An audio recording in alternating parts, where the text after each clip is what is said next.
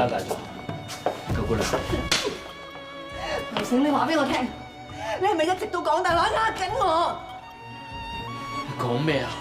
你應承我呢生呢世都唔會再見你以前個老婆東尼。佢琴日走嚟揾我啊，跪喺我面前嗌我叫我救你啊！我先知道，原來你根本冇同佢分開過。我同佢分開咗㗎啦，我根本唔知佢點解會走嚟挨你，做好心應酬下佢咯。仲有呢封咧，我老家婆脾氣又臭，又老煙槍，我抱住佢喺張床度，聞到佢個身煙味，我想作嘔。你聽我解釋，有咩好解釋？呢個賤男人啊！